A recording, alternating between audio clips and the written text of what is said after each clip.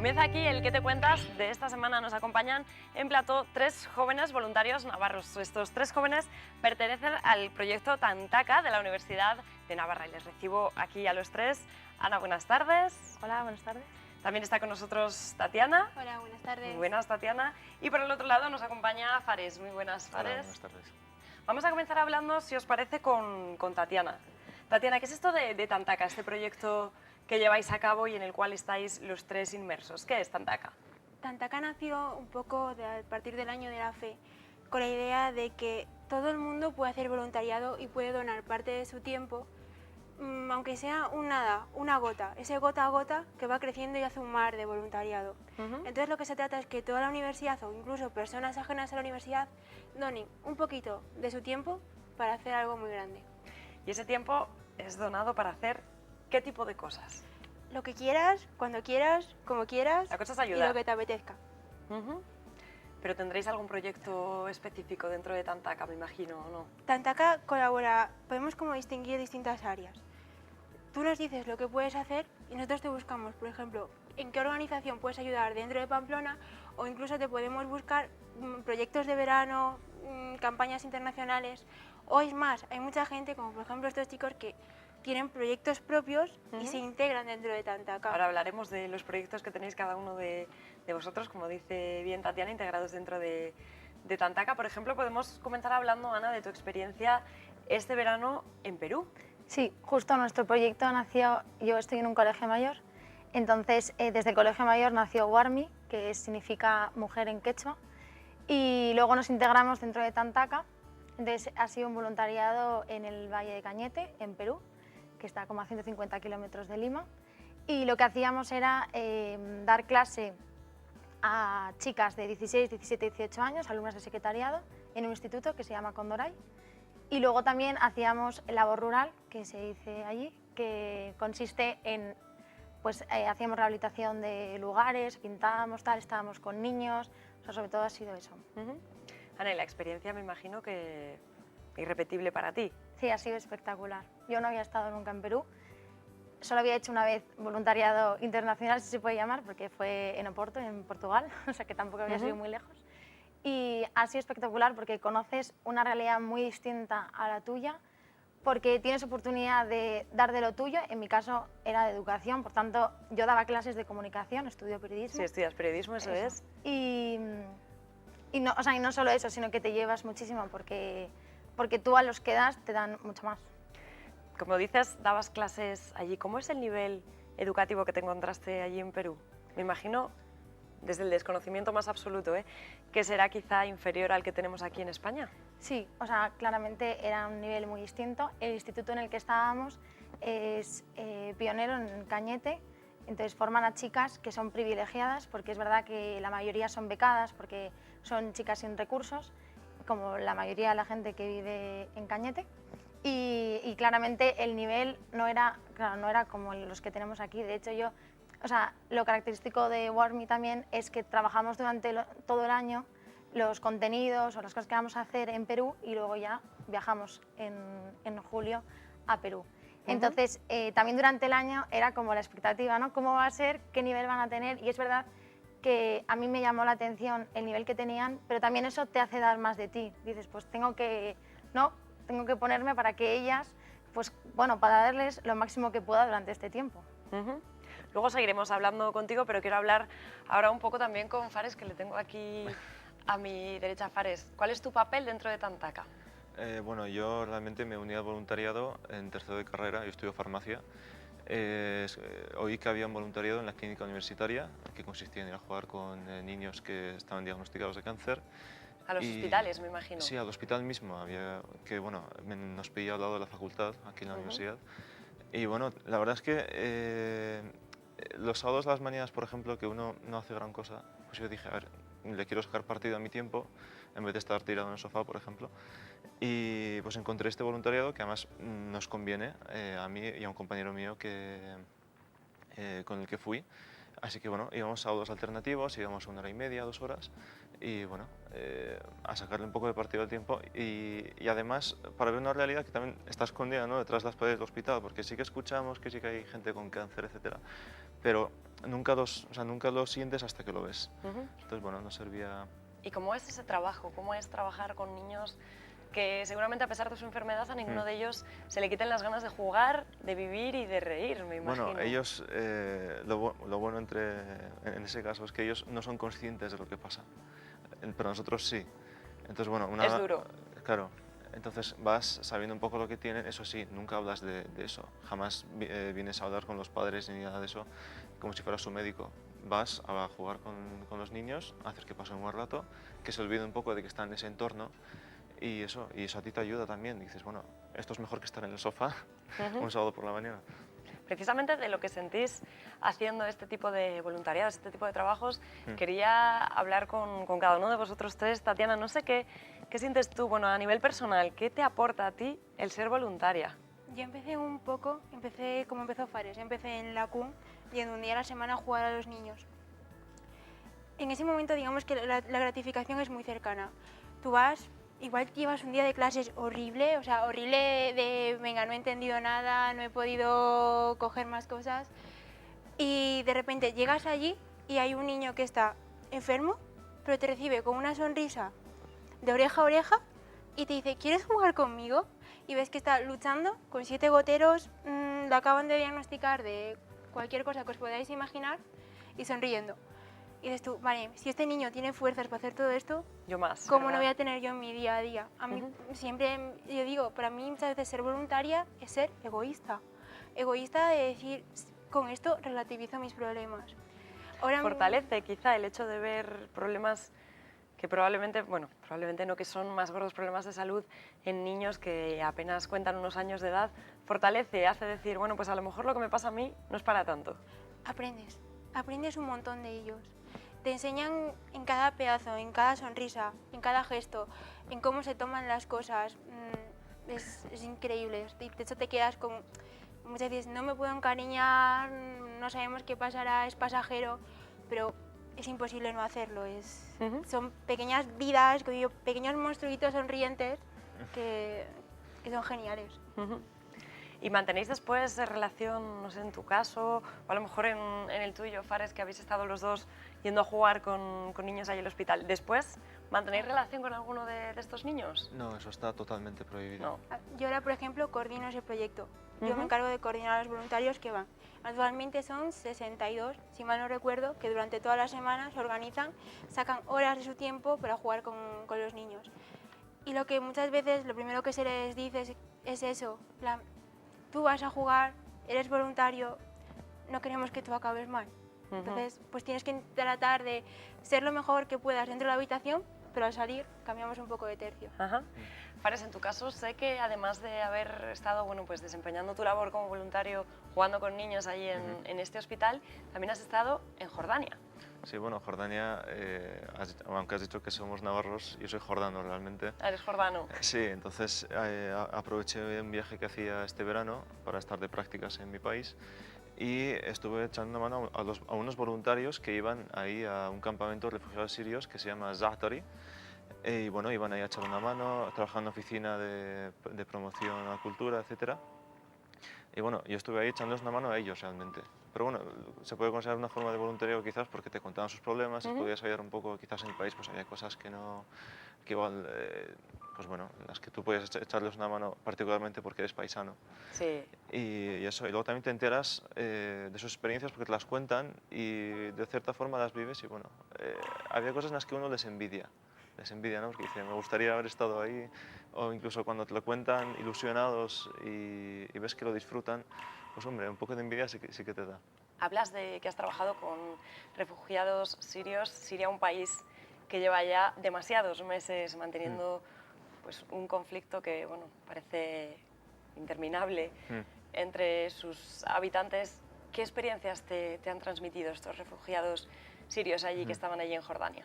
Bueno, más que ellos, con mis amigos que estuvieron en el voluntariado, sí que me decían que, por ejemplo, con los niños sí que lo pasaban bien relativamente, porque bueno, al final, es lo que te he dicho antes, no son muy conscientes de lo que está pasando. Sí que les ha dado pena, por ejemplo, ver gente que se ha venido abajo por irse de su país, por tener que estar en esa situación, por ejemplo. Y bueno, son cosas que a uno le mueven, ¿no? Dice, bueno, ojalá se terminen estas guerras o mejore su situación. Pero al fin y al cabo ahí estaban ayudando y siempre viene bien que un voluntario transmita un poco de positivismo, ¿no?, a la gente. Ana, en tu caso, como hemos dicho antes, tú desarrollaste tu labor allí en Perú. No sé qué hay de Perú en ti a día de hoy. Seguro que te has traído un montón de cosas. ¿Cómo recuerdas Perú para ti? Pues sí, es que fue inolvidable, la verdad. Más que nada que yo iba con una idea y volví con otra. O sea, yo no sabía qué es lo que me iba a encontrar y recogiendo un poco lo que han dicho ellos, ¿no? Yo estaba ahí y te impresiona mucho que gente que tiene tan poco sea tan feliz. Y es verdad que es la típica cosa que se dice, ¿no? La gente que es pobre, ¿no? Y los niños y cómo sonríen.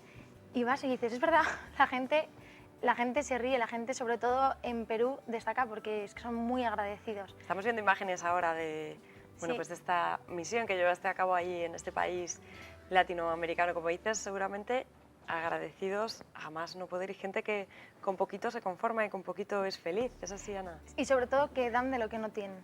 Hicimos, por ejemplo, hicimos un concurso de reciclaje porque es verdad que bueno, pues ni siquiera hay papeleras, por ejemplo, en uno de los locales en los que estuvimos, que se llamaba Casablanca, y hicimos una campaña de reciclaje. Tenía que hacer cada señora del pueblo, que es gente en muchos casos pues, que igual es analfabeta, por supuesto que no tienen nada. Cuando íbamos a sus casas no tienen suelo, viven, o sea, su casa está construida sobre la misma tierra, es muy húmedo además, de plástico, de caña, o sea, eso es impresionante. Y para los carteles, por ejemplo, había señoras que habían utilizado muchísimas cosas o habían gastado dinero en revistas para hacer un cartel espectacular. Creo que también había una de las fotos sobre esa campaña. Y dices, igual esa señora no sé, pues no cena esta noche o no come mañana porque ha querido participar en esto, porque ha querido dar de lo suyo.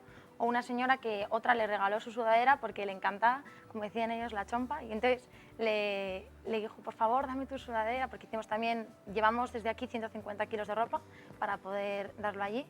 Y una señora le pidió a una de las voluntarias la sudadera y esta se la dio, y al día siguiente la señora le regaló sus pendientes, probablemente no tenía otros, ni sé si iba a tener pues, otros alguna vez, pero sí es gente agradecida que da de lo que no tiene, y eso te enseña a ti, ¿no? Dices, pues es que yo de qué me quejo primero, y segundo también quiero dar pues incluso hasta de lo que no tengo. Seguramente hayas traído en la mochila un montón de anécdotas como estas que nos acabas de contar. No sé, en vuestro caso, Tatiana, Fares, si hay alguna anécdota que podáis trasladarnos de estos trabajos que habéis llevado y que lleváis a cabo como voluntarios. Tatiana, comenzamos contigo, ¿te parece? Cuéntanos. Sí. Pues me gustaría remodelar, por ejemplo, la última cosa grande que montamos en la universidad, que fue Solidarium. Solidarium fue un día en el que todas las asociaciones de Navarra que tienen que ver con solidaridad, con voluntariado, vienen a la uni a presentarnos sus proyectos, y nosotros le abrimos las puertas para que la gente los conozca y puedan atraer voluntarios. Y fue un día que montamos entre la gente que trabaja en Tantaka y muchísimos voluntarios. De hecho, creo que hay una foto que salimos todos en rojo y verde. Y yo me acuerdo de que un montón de trabajo, pero la experiencia, el hacer grupo, conoces a un montón de gente que... Sin duda, ¿verdad? Experiencias especiales. Fares, en tu caso, muy breve, que nos quedamos sin tiempo. Coméntanos alguna experiencia un poco relevante que tengas como como desempeñando ese trabajo como voluntario. Pues experiencias, bueno, aparte del Solidarium, yo puedo contar de algún caso en el que estuvimos en la clínica, que fui con uno de mis mejores amigos, que es Luis, que bueno, ves que uno saca lo mejor que tiene en ese momento, porque bueno, mi amigo se puso a hacer beatbox, que no sabéis lo que es, se puso a hacer beatbox, nos pusieron a hacer el payaso, y en ese momento sales... Para que la gente que no lo sepa, beatbox es música haciendo ruidos música con la boca, la boca, eso es. Entonces, bueno, se puso a hacer de eso, y luego yo saqué mi vena más payasa, y te das cuenta de que, bueno, das lo mejor de ti en un hospital que en principio pues dices, igual es un poco deprimente y eso, pero vas con tu amigo y te das cuenta de que tienes muchas más capacidades de las que te creías que tenías. Pues nos quedamos con estas anécdotas que nos habéis contado. Muchísimas gracias a los tres por venir aquí a Navarra Televisión, y también, sin duda, por el trabajo que lleváis a cabo, que sin duda, de verdad, que es admirable. Gracias a los tres por venir. Gracias. A ti. Bueno, y hasta aquí el ¿Qué te cuentas? De esta semana. Vamos a seguir, bueno, pues hablando, antes les hemos comentado esa noticia del día, ese posible caso de ébola que se ha dado hoy en Navarra. Vamos a tener aquí ahora, como decíamos antes, a Aurelio Barricarte, jefe de epidemiología del Departamento de Salud de Navarra. Como decíamos, Salud ha activado hoy el protocolo ante un posible caso de ébola en Navarra. En las próximas horas sabremos, después de la prueba pertinente que se ha realizado a este paciente, si ese caso de ébola finalmente es positivo o es negativo. El enfermo, como contábamos antes, procede del Hospital Reina Sofía de Tudela y es un varón que recientemente había viajado a Nigeria. Estamos viendo las imágenes del momento en el que este paciente llegaba esta mañana al hospital aquí en Pamplona.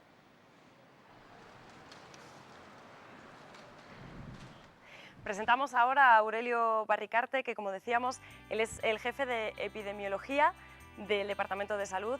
Muy buenas.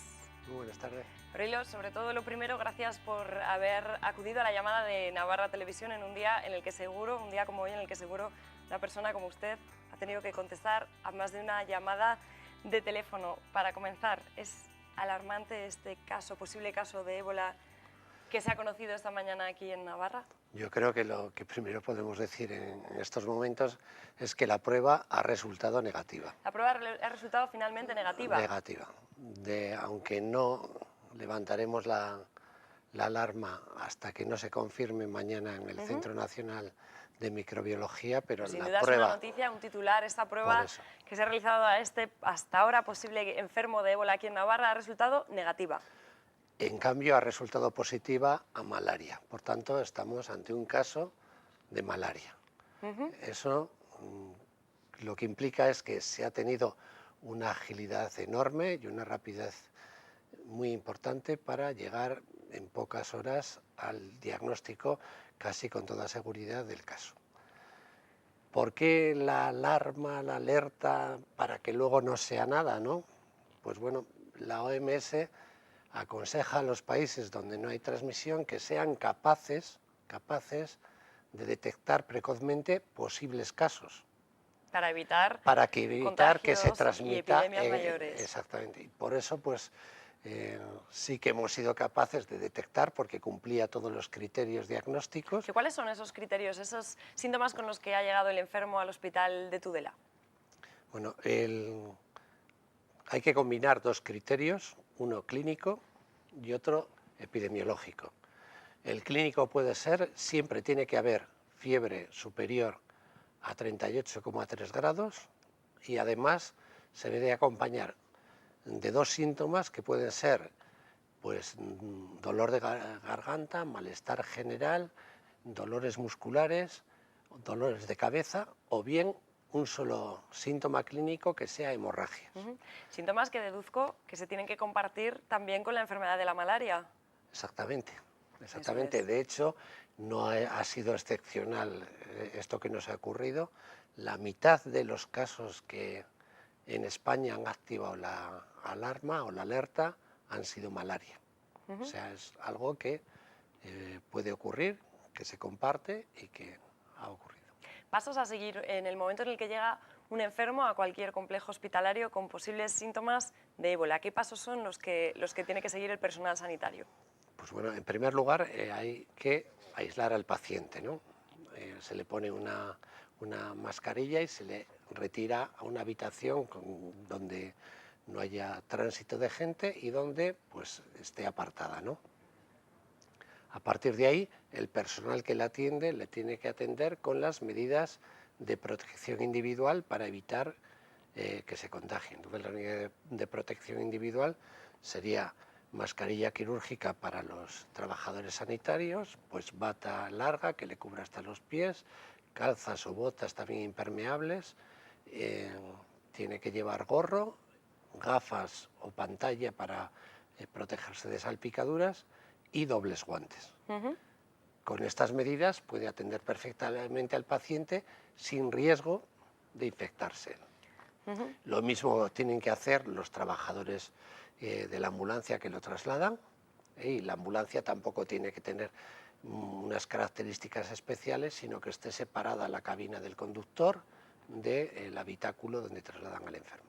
Veíamos bueno, pues durante el desarrollo de este programa y también en los informativos de esta casa de Navarra Televisión esas imágenes de la llegada de en ese momento, posible caso de ébola aquí a Pamplona, al hospital. Hemos visto diferencias en el protocolo del traslado entre el enfermo de hoy y las que vimos hace unas semanas, bueno, pues con este padre, con este misionero que finalmente, tristemente, falleció. ¿Por qué esas diferencias en el protocolo? Esas Pues diferencias, estamos viendo ahora mismo estas imágenes. esas diferencias resultan fundamentalmente de la falta de experiencia y de que en España estuviera discutido y tratado un protocolo específico adecuado a las características de transmisión de la enfermedad.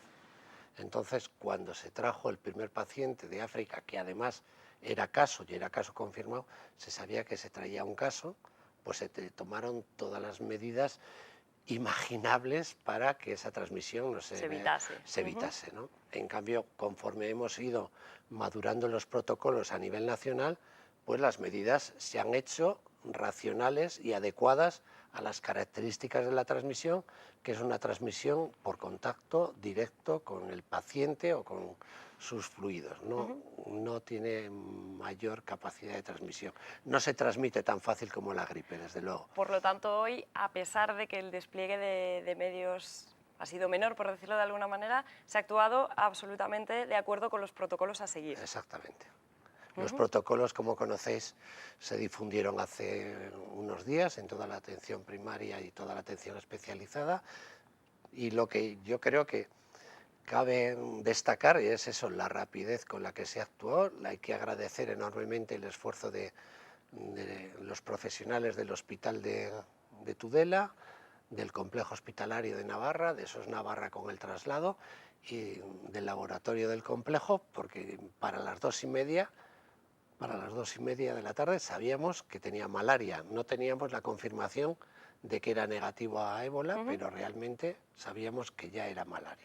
Volvemos a repetir, por tanto, una vez más, incidimos en que finalmente parece que este enfermo lo que tiene es malaria y no ébola en cualquier caso. Exactamente, con un 99,9% de seguridad, porque vamos a esperar a que sea la prueba negativa también en el Centro Nacional de Microbiología, pero bueno, una vez que tiene una enfermedad y no tiene ébola, pues creo que podemos decirlo con total seguridad. Bueno, pues con esta enfermedad casi confirmada, ¿es contagiosa? ¿Hay que tener algún tipo de alerta aquí en Navarra por el hecho de, bueno, pues haber albergado un ciudadano con esta enfermedad? No, porque no la tenía. ¿Cómo de contagiosa es la malaria? La malaria, la transmisión es diferente, tiene que ser a través de un vector, el mosquito anófeles, o sea, tiene que picar a un enfermo, y después de un proceso, de un ciclo que tiene que pasar en el mosquito, en el anófeles, tiene que picar a otra persona. Entonces es muy difícil. Todos los años tenemos en Navarra del orden de 12, 14 casos de malaria importados, o sea, de gente que ha ido de vacaciones, o cooperantes, o misioneros que vuelven a Navarra, y se traen la enfermedad. O los propios inmigrantes que han ido a sus países de origen y han vuelto con la enfermedad. Pero no es habitual que luego pueda transmitirse en nuestro medio. Por lo tanto, podemos mandar un mensaje tranquilizador a la gente. Total Perfecto. Tranquilidad, no hay ébola. Bueno, pues Aurelio Barricarte, muchísimas gracias por habernos acompañado esta tarde aquí y habernos ayudado a aclarar que ese posible caso de ébola finalmente es un caso de malaria que al parecer no es tan fácil de contagiar, por lo tanto podemos estar todos tranquilos. Pues yo agradecer la oportunidad que me dais para poder transmitir a la población esta tranquilidad una vez que se ha iniciado la alerta. Gracias una vez más, Aurelio. Gracias a vosotros. Bueno, y con esto acabamos el Me Importas Tú de hoy. Como siempre, ya saben, mañana viernes les esperamos con un resumen de los contenidos más interesantes de toda esta semana aquí en Me Importas Tú. Por mi parte, esto es todo. Adiós.